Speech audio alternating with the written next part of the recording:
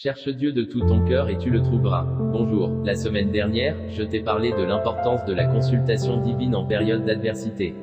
Cette semaine, nous poursuivrons sur cette lancée. Cette consultation divine relève de la deuxième partie de Matthieu 7 sur 7. En effet, après demander et l'on vous donnera, la Bible dit, cherchez et vous trouverez.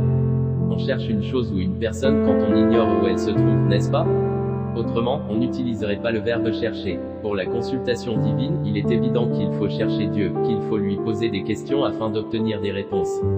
Avant de t'engager dans une affaire ou dans une relation en période d'adversité, par exemple, prends donc un temps de seul à seul avec ton Seigneur pour chercher sa face.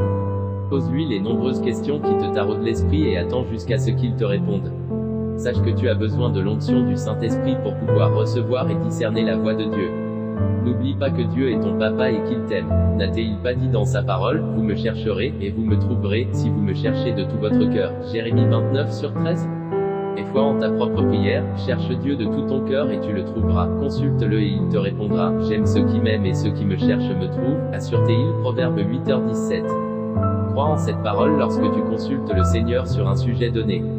Matthieu 7 sur 7, demandez, et l'on vous donnera, cherchez, et vous trouverez, frappez, et l'on vous ouvrira. Ésaïe 55 sur 6, cherchez l'Éternel pendant qu'il se trouve, invoquez-le, tandis qu'il est prêt. Amos 5 sur 4, car ainsi parle l'Éternel à la maison d'Israël, cherchez-moi et vous vivrez. Psaume 145 sur 18, l'Éternel est près de tous ceux qui l'invoquent, de tous ceux qui l'invoquent avec sincérité.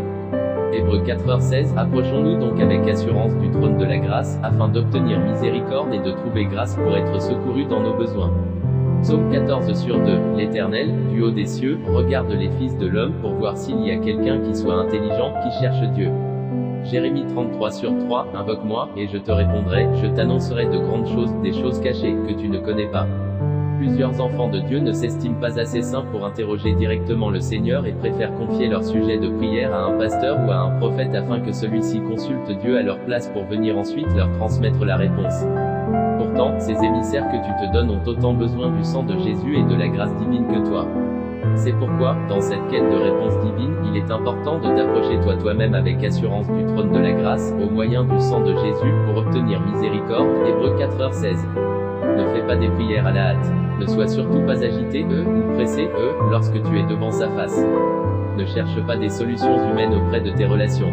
Prends un temps de retraite s'il le faut, mais ne t'engage pas dans une affaire, dans une relation ou encore dans une quelconque entreprise sans consulter Dieu au préalable, surtout en période d'adversité. La percée divine à laquelle tu aspires en dépend. Que Dieu te bénisse.